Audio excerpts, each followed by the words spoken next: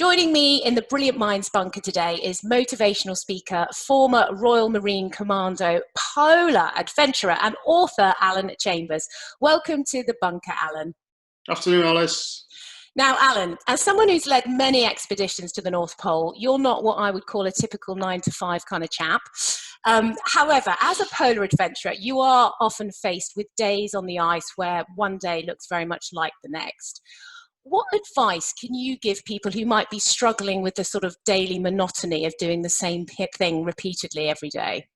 I think there's two things really, Alice. There's the Groundhog Day, should I say, especially on a polar trip where the landscape is just white. So there's no other colours, no smells to break the monotony. It literally is, blue or grey or the white of the ice and the snow. So you kind of live a lot inside your mind, So I've been luckily 20 years of dragging sledges across, polar ice caps. I'm quite happy busy in my mind, and keep myself busy. So over lockdown, we've planned 5 other expeditions, and I've got my head stuck into a lot of planning for next year. But I think also with the military and the adventure background, especially the polar world, especially the Arctic Ocean, the North Hemisphere, there's so much uncertainty on an expedition that it's become part of our DNA, or part of my DNA, that, uncertain times, I'm quite comfortable with that. Our conversation about alpacas and Shetland ponies a minute ago, it is what it is. There's nothing we can do about it. So if it's not in your control, you shouldn't waste any time and energy trying to make it right. It will come right by other means and other forces. So for me, on an expedition, it's just, what can you do today? And I take every day as it comes, and I plan the day, and I try and have a list of things I want to achieve by the end of the day. And I never achieve all of them, but then they just move on to the next list. And then you get a real sense of accomplishment when you tick off quite a few things. So for me, it's one day at a time. And obviously, when you're on expeditions, you're with other people. You've obviously learned a way to manage that for yourself. How do you keep others motivated when you see them struggling with things like the sort of monotony thing? Yeah, most of the expeditions in the polar world, they are with other team members, so you've got that collective group. However, you do spend the majority of the day on your own, albeit within an body of people, because you could imagine if you're looking forward towards the North or South Pole, you've got your harness on, your sledge, you've got your hood up because it's a little bit chilly and a little bit windy, and then you've got a face mask on because the wind's coming towards your face, and then all of a sudden you're cocooned inside your own little shell. So albeit you've got people back in the front of you, you do still, emotionally, mentally spend a lot of your time, a lot of your day in your own world. So I regularly stop the team every hour to make sure we break that mental pattern, and we sit and chat and just have, albeit it might be me stopping and then going up and down the team to see how they're getting on, or just stopping every hour to make sure that people chat. And I think that's really important. Even now, working from home, which I've done for a long time, but I've always been on an expedition or on a train to London or speaking around the world. I've still got these breaks. But working from home constantly for the last 3 months, I can only do 2 hours maybe max in front of the laptop, and then I have to go outside and break that. And that's something I think you train yourself to do. Otherwise, 8 hours in front of a computer, unless you're used to it and that's your world, for me, it's not healthy. So I break that up with something outside. I've got plenty to do. Yeah, and as you were saying earlier, you've got a whole menagerie of animals, alpacas, donkeys. Yeah. Tell me about rescued. Yes, yeah. And tell me about your Shetland pony, if you don't mind. I sort of Yeah. noticed a little mark on your nose there, Alan.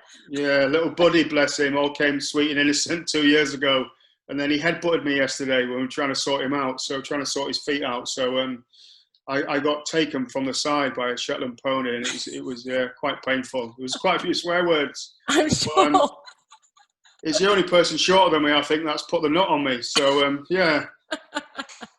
Now, Alan, you've taken CEOs and business leaders to extreme climates. I'm interested to know, what kind of behaviour changes have you witnessed when individuals are taken out of a normal environment and put under pressure like that?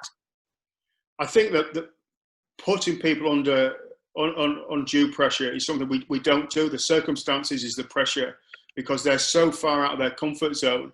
And there's a real level of anxiety sometimes with some of these women and men who come on the trips, because they're really successful in whatever they do, whether it be business or entrepreneurship, whatever they've become successful in. And then they'll come into my world, and I'm really comfortable in my world. I'm comfortable at -40, -50 with a really basic lifestyle, and a survival lifestyle. So there's two things really. There's the shock of that environment. So you prepare as much as you can. Well, that's like someone throwing me into a multi-$100 million boardroom meeting. I will be like a fish out of water. Whereas they're really comfortable in that. So there's this shock element when they come onto the ice. And also there's this anxiety level of, are they going to be the weak team member? Are they the person we're going to be waiting for? And they feel this real pressure of like a fear of failure.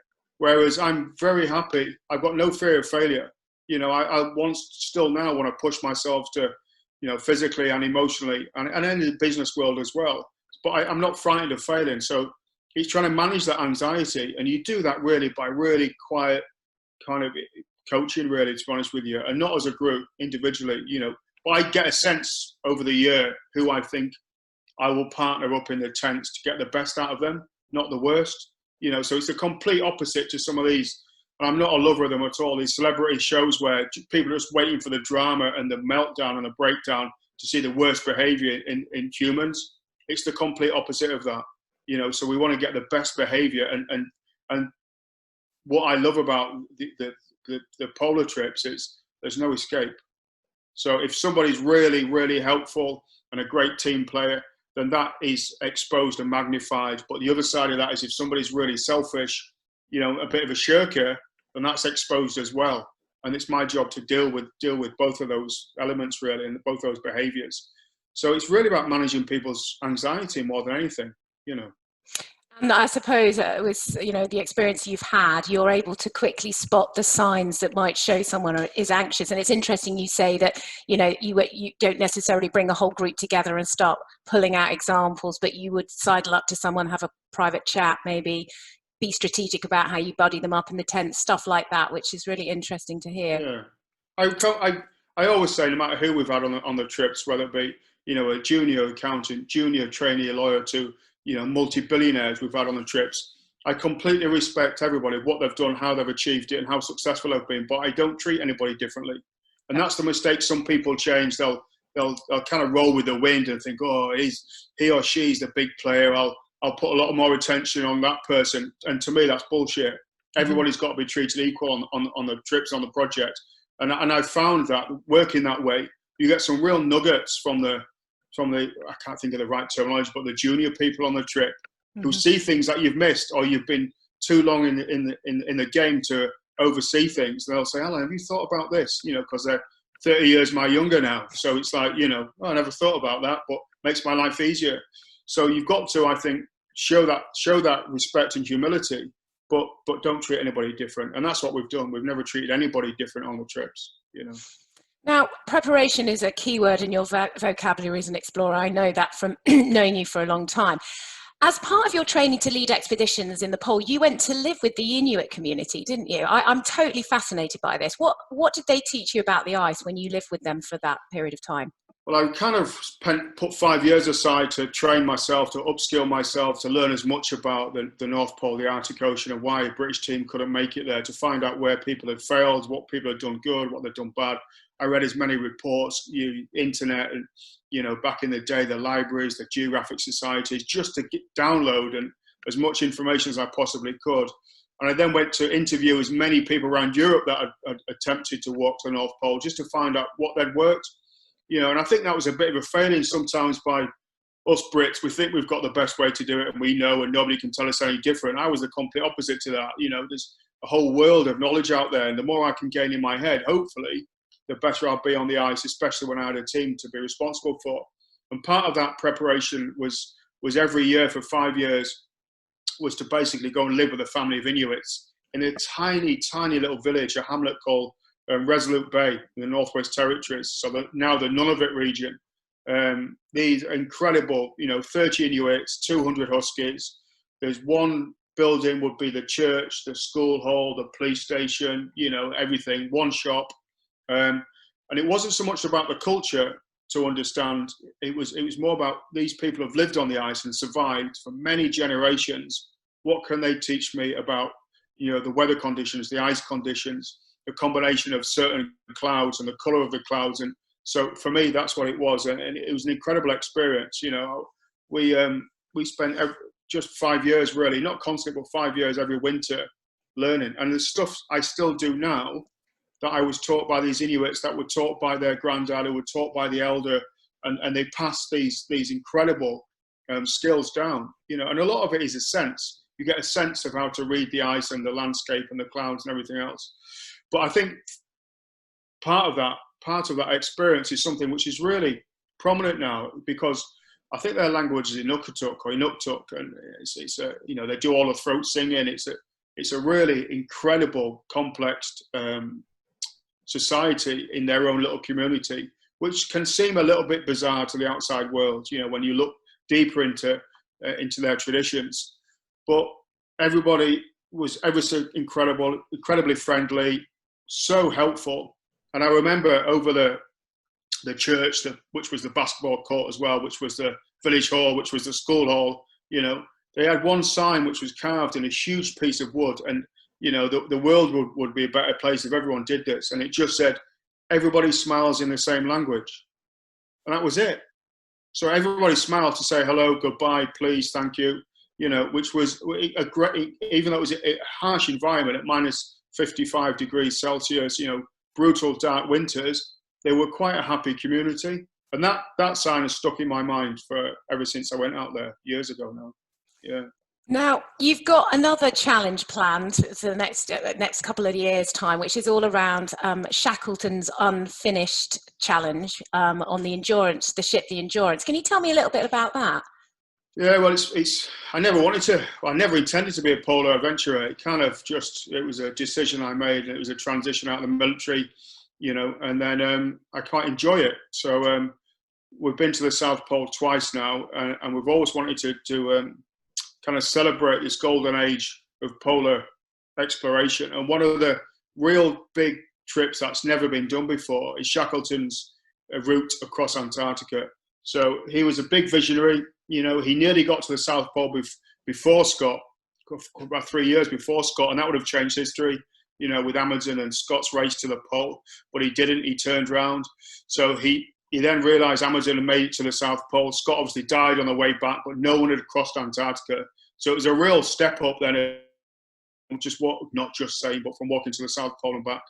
And his intention was to sail down Southern Ocean, park the boat on Vazov Bay, and then he would have a team that would walk to the South Pole, and then he would also have another team that would walk from McMurdo Sound. So if you look at Antarctica clock face, Shackleton wanted to come in at 11 o'clock, and he kind of wanted to exit about 5 o'clock.